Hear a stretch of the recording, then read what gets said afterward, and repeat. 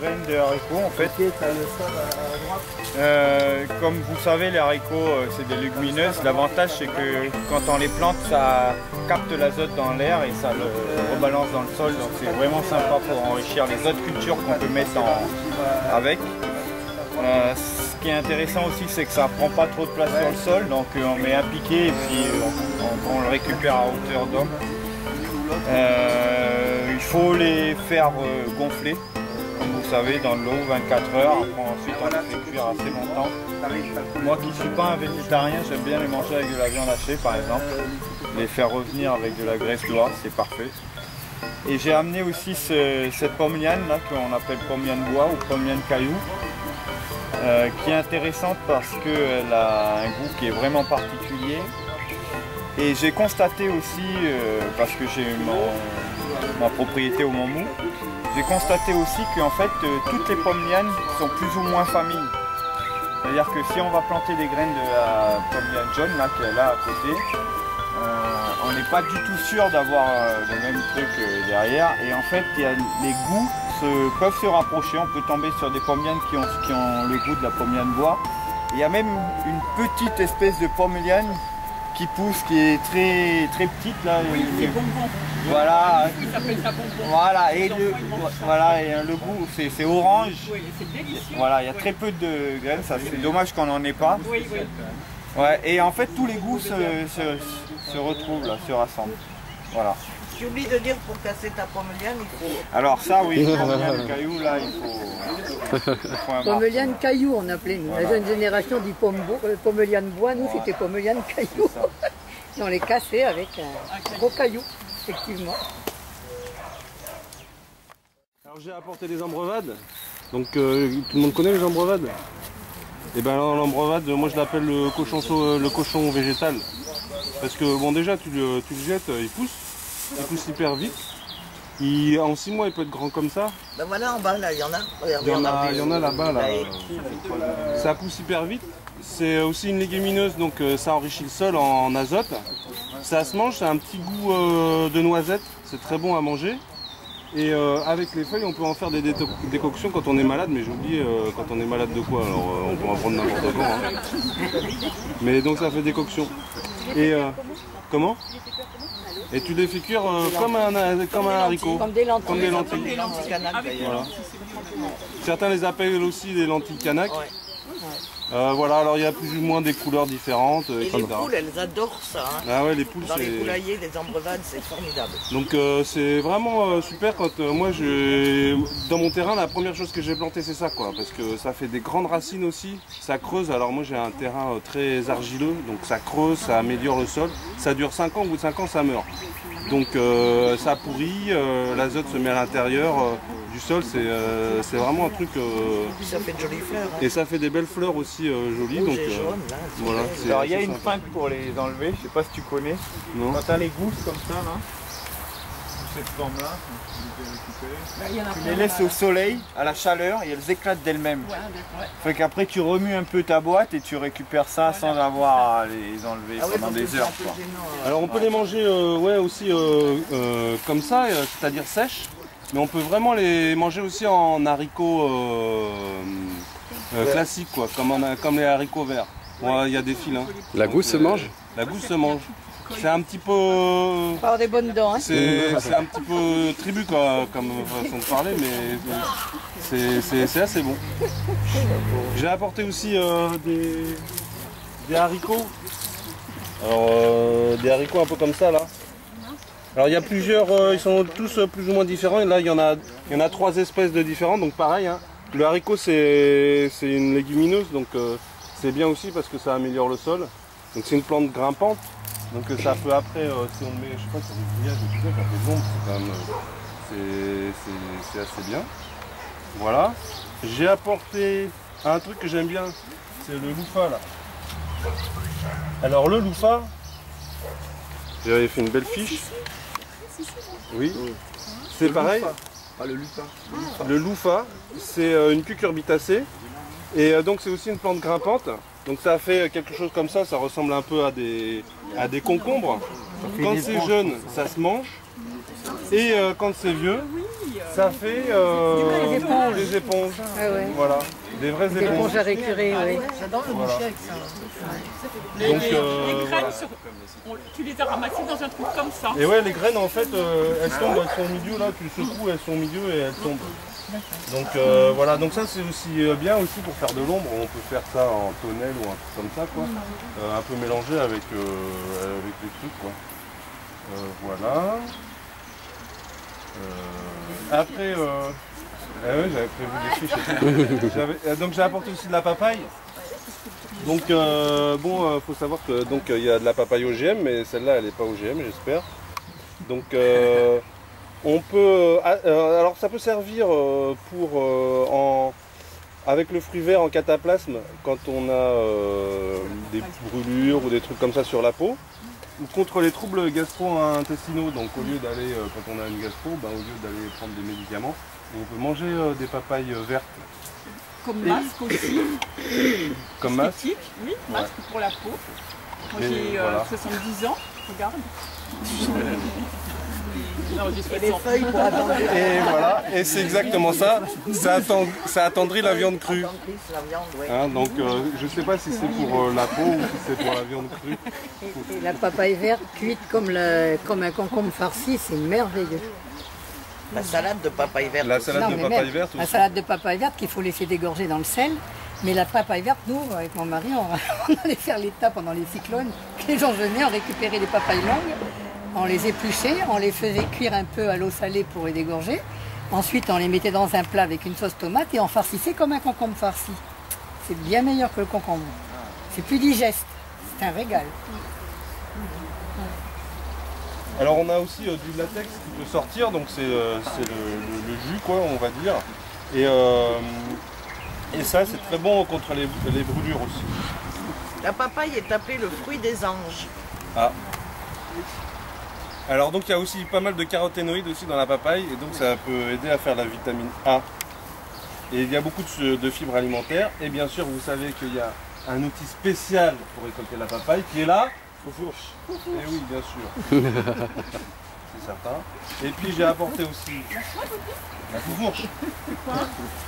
C'est un chez nous, ramasser des papayes. Et j'ai apporté aussi donc des ananas qui ont des petites racines là. Donc il n'y a plus qu'à les planter. Bon alors c'est des têtes d'ananas, alors il faut quand même 2-3 ans pour avoir des ananas, mais ma voisine dit ouais mais c'est long. Je dis bah c'est pour ça qu'il faut planter maintenant. Si tu plantes pas, ça poussera pas. Hein. Donc bah, c'est pareil, hein, il faut faire pousser les choses qui poussent lentement, il faut les faire pousser le plus rapidement possible. Et celles qui poussent rapidement, bah, peut-être un peu plus lentement. Voilà. C'est tout ce que j'ai apporté. La papaye soigne le foie aussi, la papaye jaune. Oui. Tout ce qui est digestif. Et les feuilles aussi. Alors c'est vrai qu'il y a deux, Les feuilles jaunes. C'est la vraie purge. Hein. il y a deux catégories de papaye. Il y a la papaye jaune et puis il y a la papaye rouge. Jaune-orange et la papaye rouge. Donc la papaye rouge elle est réputée meilleure. Mais, et la jaune par contre c'est celle qui sent le vomi. Non, mais dans les jaunes, il y a plusieurs aussi. Ah il y a plusieurs aussi. Oui, il y a la jaune qui sent le vomi, mais il y a une jaune qui est merveilleuse aussi. Ah, ok, voilà. Voilà, c'est tout. Bon, je suis venue avec des haricots du Cap aussi, que je fais en cassoulet. Je suis Et venue c'est avec... excellent. Ah oui, c'est très bon. Donne la recette parce que. Ah mais je l'ai pas en tête la recette. Il aurait fallu que je la porte. Me la vraie, c'est excellent. Je suis venue avec des haricots kilomètres. Alors ça c'est intéressant, vous faites grimper sur une barrière. Moi avec 8 comme ça, je me fais mon plat. Hein. À quelques kilomètres. Ah oui. Moi j'ai apporté quoi encore? J'ai apporté du basilic. Qu'est-ce que j'ai apporté? Ah oui, les haricots corses. Mais ils viennent de chez moi. Hein. Ils sont venus de Corse, je les ai plantés au faubourg. Ils sont là on va pousser, c'est ça? Non, pas du tout. Pas du tout. Oui, oui. Ils sont peut-être fainéants normalement. Je ne les ai pas baptisés Dominique parce qu'ils ont produit trop vite, justement. Non, mais je pense C'est assez commun, mais c'est à l'orphelinat, je fais la permaculture dans mon jardin, ça marche du tonnerre. que tu arraches tout. Mais là, pourquoi j'en ai cette année? Parce qu'elle se reproduit beaucoup et puis dans la maison. Mais alors, elle attire les abeilles à nouveau. Et j'ai trouvé ça super. Parce que dès qu'elle fait ses fleurs toutes jaunes, Ça fait des fleurs violettes. les abeilles sont revenues, c'est pour ça que je l'ai appelé, parce que ça fait partie J'ai pris en photo de la chaîne. Et là-bas, j'ai peut-être fait une bêtise, je sais pas, j'ai amené vers les graines de chou de Chine là-bas, si quelqu'un veut les faire sécher. Je sais pas si c'est pas une bêtise, mais on va pas pouvoir on va pouvoir peut-être les garder pour la prochaine fois. Voilà, faut les faire sécher quoi d'abord. Ah, c'est des choux de Chine, ça? Ce sont des choux de Chine. Ah, oui, d'accord, ce sont des choux de Chine. Choux de Chine avec les graines, les graines. Les graines sont dans toutes les petites gousses. Ah, ok, parce que j'ai un chou qui est venu chez moi aussi, je l'ai fait pousser. Du haricot kilomètre, il est dans sa longueur. J'ai apporté datura violette, double fleur. Il paraît qu'elle est excellente. J'ai pas goûté. Du liseron rouge avec du Excusez-moi, datura violette. Oui. Ça m'interpelle.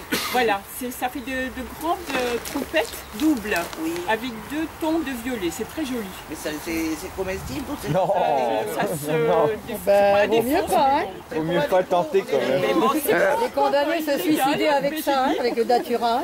C'est pour les fleurs. c'est pour les fleurs. Ce sont des fleurs splendides, vraiment. Hein. Ouais. Et j'ai apporté de la baselle, j'appelle ça de la salade grimpante. Des piments de l'Espelette, qui sont des piments doux, paraît-il. Moi, je n'aime pas le piment, je l'utilise pour faire du purin. Mais c'est très généreux. Je taille le pied et l'année d'après, il repousse et il redevient très généreux. J'ai aussi apporté du piment lampion, mais on me dit c'est bonnet d'évêque, mais bon. En petites graines. C'est un piment qui est doux, oui. Non, il claque. Comment? Il claque comme tous les autres. Enfin, moi, je trouve que c'est D'ailleurs, là, trop tu viens de le toucher, tu ne te touches pas les yeux après. Oui, quoi. non, je ne... Après, j'ai apporté de la papaye orange, je ne connais pas les noms. La papaye rouge, que j'ai appelée solo, mais je ne sais pas, il y en a plein ici. Et puis, je ne sais plus quoi, mais c'est... voilà. Ok. Moi c'est Marion. J'ai juste amené des haricots 4 coins qui viennent de Marais. Je ne sais pas si vous les connaissez, mais c'est des haricots qui sont très riches en protéines. Et alors on m'a dit qu'on peut manger donc les gousses vertes. Après quand c'est dur comme ça, j'avoue que je ne sais plus. Mais je crois qu'on peut les griller. Oui, il faut les manger comme ça, comme des haricots. Et après voilà, les manger. Et sinon ça fait des tubercules aussi. Voilà. Et par contre, c'est très dur à germer. Il faut bien le faire tremper avant de le mettre à pousser, 24 heures voire 48 heures, et limite essayer de le scarifier. On m'a dit. Voilà. Donc moi je l'ai pas personnellement pas encore fait, enfin pas encore planté, mais voilà ceux qui m'ont donné et ma belle famille l'utilise déjà pas mal. Et sinon il y a du basilic citronné. Ça pousse vraiment très facilement. En semence, limite invasif, et quelques chouchoutes. Pour les chouchoutes, nous on les mange aussi crus, les très jeunes on les râpe comme des carottes, et sinon on mange les pousses de chouchoutes. C'est un tubercule aussi. Oui bon, enfin on mange la tubercule aussi. Non mais le tubercule super. Ah d'accord. Ça, je savais pas ça. Et ça tu le fais comment? C'est un tubercule, moi je l'ai jamais goûté, mais je sais que souvent, enfin, je connais quelqu'un qui m'a dit ça et qui l'a mangé. Après, c'est un tubercule, quoi. Après, je sais pas quel goût ça a, franchement, mais bon, ça se mange. Okay. Comme le haricot aux 4 coins, quoi. C'est un tubercule aussi. Voilà. Ok, merci. Vas-y. On recommence. C'est des graines de coton de la forêt noire. C'est pas moi qui les ai fait pousser. Avant, je m'appelle Romain. C'est Paul à la forêt noire qui les fait pousser et c'est du coton qui résiste aux fortes sécheresses et qui donne énormément. C'est pas, on peut pas le manger bien sûr, mais au final le coton ça peut servir à beaucoup de choses et tout le monde en a dans notre jardin pour faire une solution de coton. Là, voilà là. C'est des graines d'un arbre, hein, c'est pas une plante. Ce qu'on appelle pomme de lait. Alors caïmitian. Ah oui, caïmitier, pomme de lait, pomme étoile, voilà. Donc ça fait des fruits, ça fait un arbre 4, 5, 6 mètres, hein, même une dizaine de mètres. Ça a des fruits comme ça, là, comme ça, violets. Quand on les coupe, ça fait comme une forme d'étoile. Et quand on les prend à la cuillère, le jus est pas blanc, il est laiteux. C'est très bon, quoi. C'est très rafraîchissant comme ça. C'est comme la caramboire un peu. J'allais dire, c'est pas de la carambole. Non, c'est pas de la carambole, non, c'est une pomme. Voilà. C'est violet de Ah oui, carambole, c'est orange. On trouve au marché Brossard. Donc il faut essayer. On trouve au marché. Ok. Je m'appelle Mireille. Moi j'ai amené des haricots d'Olycos. Ce sont des haricots mange-cuits. De la marrante à feuilles rouges. Des tomates jaunes pour la conception. Des tomates jaunes. Tomate jaune. Et du choucanac. Les graines, j'ai jamais fait pousser par les graines. Hein. Par bouture, c'est peut-être plus facile, je ne sais pas, il faut essayer. J'ai amené de la nette aussi, c'est de la nette de la conception. De remasson. Je crois que c'est Ok. Merci. Vitex. Le Vitex. Vitex, c'est une plante de bord de mer, mais qui est très utile. C'est un dépuratif du sang, un dépuratif du foie. Ça soigne les staphylocoques, l'eczéma et tout ce qui est trop résistant aux médicaments. Ça part bien avec le Vitex. On le boit. Il faut faire une décoction de 20 minutes. Ça donne un liquide très foncé. Et il faut boire un verre par jour. Et puis on peut faire des bains aussi. C'est bon également pour les coliques du nourrisson et de la maman, pour l'accouchement. Et pour la grippe aussi, il paraît que c'est bon. Voilà. C'est très efficace. Ok. Les feuilles que tu mets en décoction. Les feuilles, les fruits, les fleurs, tout. Une bonne poignée dans un litre d'eau. Décoction 20 minutes. J'en ai amené plein parce que je viens de finir un traitement. J'avais un eczéma récalcitrant ici. Il n'y a que ça qui a fait des fois. Et ça s'appelle des nids? Vitex. Ça pousse comme au bord de mer. Hein. Donc on en trouve à la Côte Blanche. On en trouve au parking de la Côte Blanche. Reconnaissable avec le recto qui est blanc. Ne pas confondre avec d'autres plantes de mangrove. Ils sont empoisonnés. Donc celui-là, il est vraiment aussi. Du haricot de Lima, du jardin, c'est chez moi. C'est un haricot qui fait une grosse liane quoi. C'est le tronc il est comme ça quoi. Et c'est envahissant quoi. Faut prévoir la place quoi. C'est pas un petit haricot au kilomètre quoi.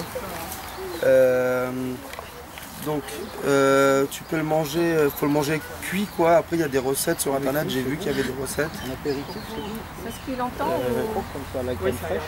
Ouais, fraîche, molle quoi. Ouais, molle voilà. Ça se cuit longtemps J'ai pas essayé, mais je sais pas, 20 minutes je pense. Comme un bon haricot. Pas 4 heures. Je pense pas. J'ai amené du coton du jardin, il est là-bas. Voilà, j'ai amené quoi encore. Il y a du basilic de paume de la dernière fois, la dernière réunion maison de semences. Donc là-bas, c'est une zone où il n'y a pas beaucoup d'eau. Donc il doit résister à des sécheresses assez importantes, donc c'est pas mal. Et c'est du basilic classique, quoi, grosse feuille, assez parfumé. J'ai du sorgho, c'est un céréale, le sorgho. Les utilisations, ça peut être pas mal pour donner à manger aux poules, plutôt que d'acheter du maïs. C'est aussi, cette variété-là, normalement, elle fait 3 mètres de haut. Bon là je l'ai planté dans des conditions extrêmes donc elle n'a pas fait 3 mètres de haut. Mais ça fait des grosses racines donc ça permet aussi de péter le sol un peu, d'ameublir le sol. J'ai amené aussi l'ambrevade du jardin. Et puis les maïs ils sont là. Maïs Lifo-VA. Donc ça c'est la variété Apollo de Forêt Noire qu'on a reproduit. Très bon maïs, il y a 2 couleurs sur le maïs, c'est jaune foncé, jaune clair, et ça te fait un bel épi, c'est un maïs doux, quoi. Voilà, normal. Des graines de... Je sais pas si c'est... Non, c'est pas celle-ci. Des graines du riz thaï, là, que j'ai semé en 2013, enfin récolté en 2013 du moins, du riz thaï, riz au jasmin. Donc c'est vraiment, ça germe très mal, hein, faut pas s'étonner, hein, si vous avez essentiellement des échecs. J'ai amené des graines de courge à graines nues, non, courge musquée du Maroc. Donc c'est une courge qui est goûteuse, ça court énormément, hein, ça prend beaucoup de place. Et ça fait un fruit en forme de courge, de poire, pardon. Et la peau elle est saumon, ou beige, et avec des verrues vertes. Plus il fait chaud, plus il y a de verrues, à ce qui paraît. Hein. Ça, c'est pas ma récolte, par contre, on m'a donné. Et c'est bon? Oui. Ouais. Il y a des grains de maïs doux, arc-en-ciel inca. Donc ça, c'est ma récolte, donc 2015. C'est un maïs qui est précoce. Un peu de graines de tournesol géant de Mongolie. Donc c'est un tournesol qui peut faire... Bon, il n'est pas monté très haut, il est monté à 2 mètres et quelques. Mais il peut monter plus de 3 mètres. Avec une tête énorme et des grosses graines. Donc c'est pour manger, l'avantage, ça fait une amande qui est importante. Il n'y a qu'à décortiquer et manger comme ça.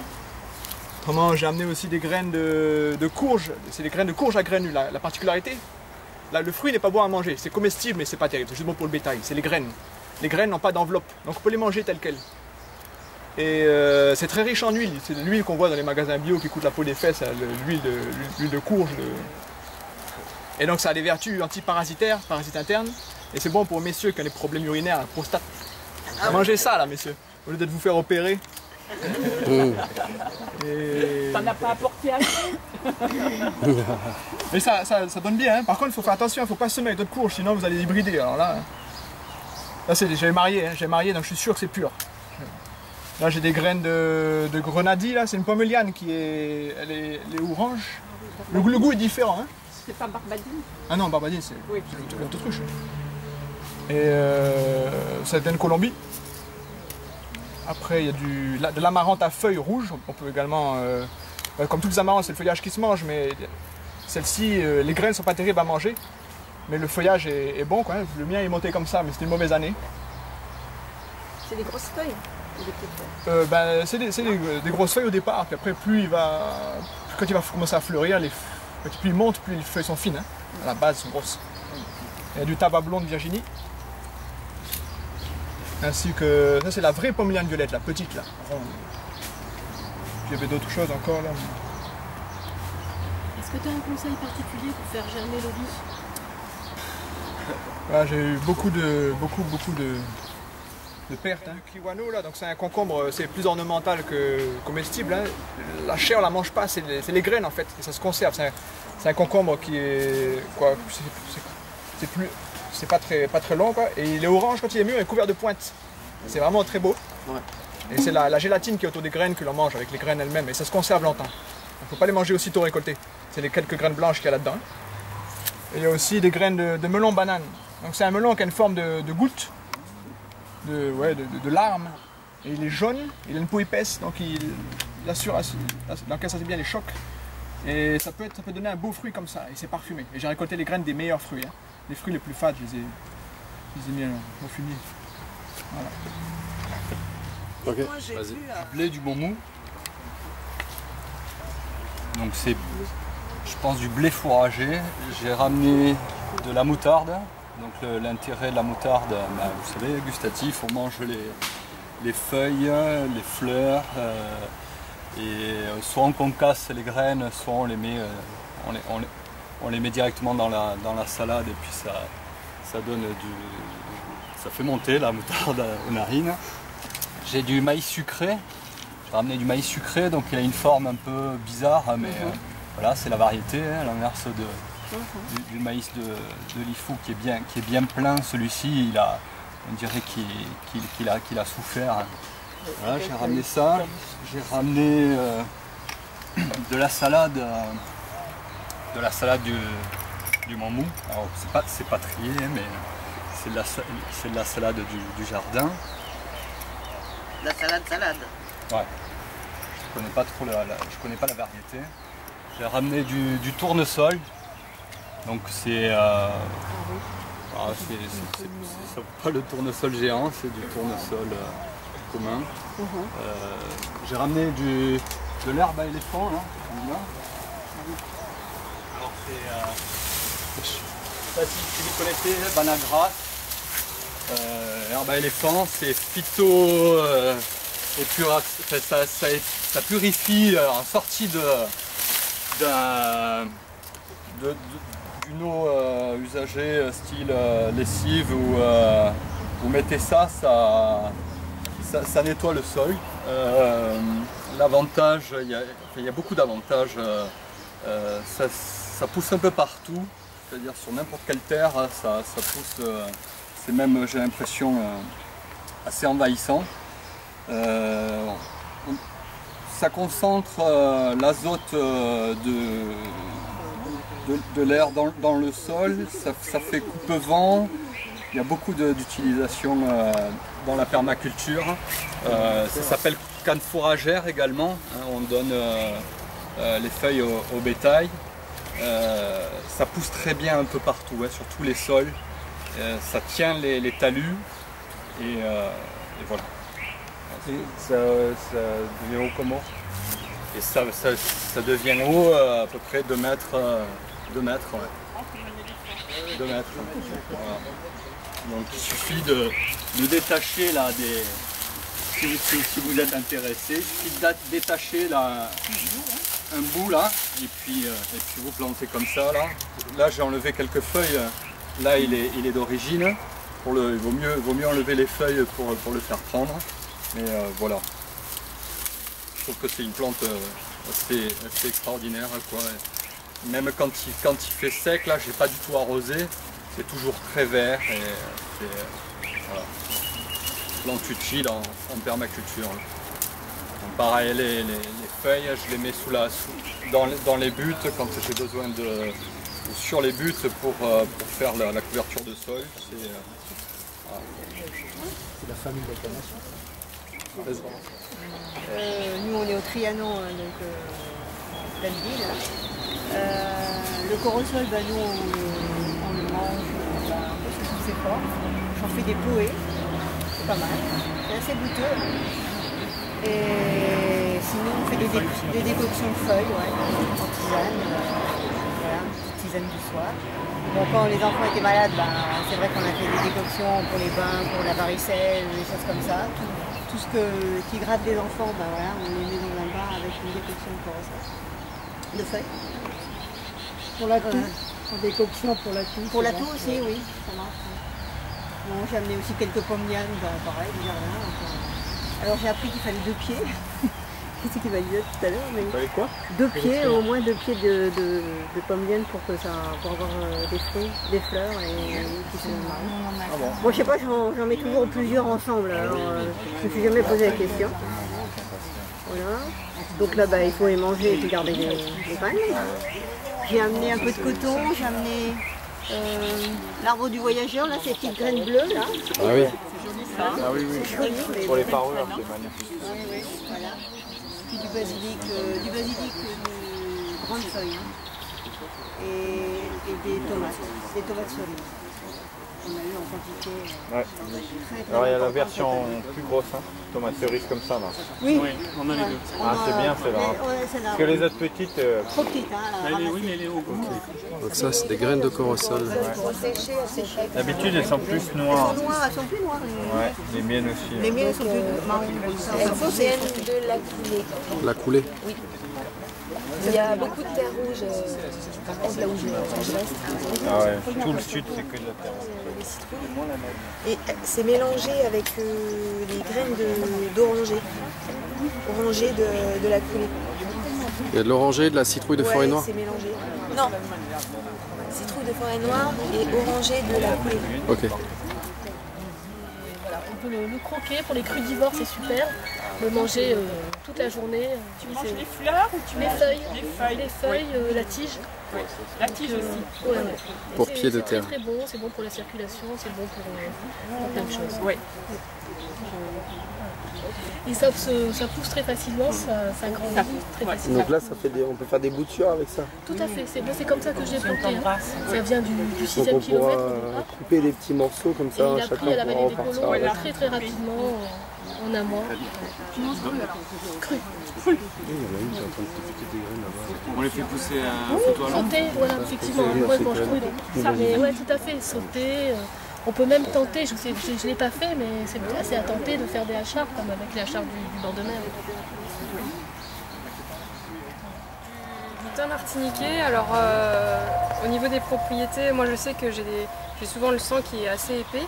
Et quand, pour les femmes, quand on a des règles douloureuses, moi je sais que je me fais une décoction, je bois ça et c'est fini, j'ai plus mal. Après j'ai ramené du basilic sauvage, mais j'ai aucune idée des propriétés que ça a. Si quelqu'un dans l'assemblée sait à quoi ça sert, mais Enfin, c'est très parfumé. Et après, j'aurais peut-être regardé sur internet. Voilà. Ok. Basilic. J'ai emmené des boutures de thym, moi je l'ai réussi facilement. Des graines d'aneth. Tu connais la variété du thym? Non. Et ce thym, tu peux le bouturer? Pardon? Tu peux le bouturer, ton thym? Oui, moi je l'ai réussi facilement. Donc tu prends un morceau? Là, tu oui, voilà. Tu vois? Des petites branches. Même des petites branches comme ça. Ah oui. Ça prend, Ah oui. Moi je l'ai réussi facilement. D'accord. Et puis j'ai emmené aussi des graines d'oignons verts. Par contre, les graines, elles sont tombées dans mon jardin et elles sont très bien levées. Moi j'ai amené de la tomate noire de Crimée. Ah, super. C'est une variété qui m'a été donnée par un ami qui fait, enfin pas de la permaculture mais agroécologie, quoi, pas de produits phytosanitaires. Une variété qu'il a achetée à Cocopelli et les graines qui sont là-dedans, c'est de la deuxième génération de Nouméa, de Magenta. Donc elle s'est très bien adaptée au climat, ça fait des grosses tomates avec un goût excellent, vraiment facile à cultiver. Noire de Crimée. Plus du tout au goût des tomates d'aujourd'hui. Les jours de graines. Donc en fait on fait ça parce que en Europe les graines, ce qu'on fait là c'est interdit. Donc il faut sauvegarder et multiplier la diversité des graines qu'on a ici. Et donc il faut multiplier à fond et se partager le maximum sur toute la Calédonie pour que les grands semenciers qui produisent de l'hybride et qui sont obligés, qui s'obligent à acheter ces graines tous les ans, puissent, qu'on n'ait pas à subir ça. Donc voilà, et puis d'une part, d'autre part, on fait ça ici parce qu'il y a plein de graines qui poussent ici qu'on ne connaît pas.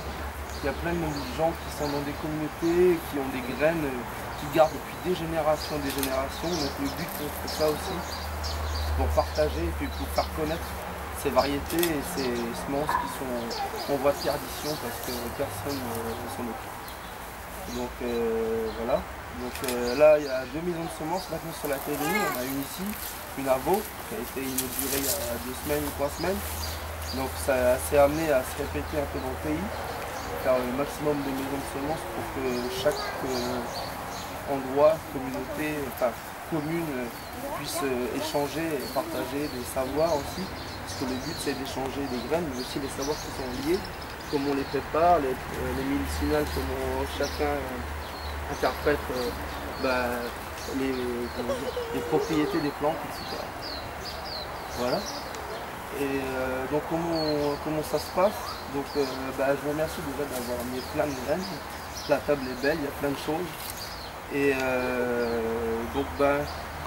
en fait c'est pas un échange pur, c'est-à-dire que c'est pas j'amène ça, je prends ça en échange.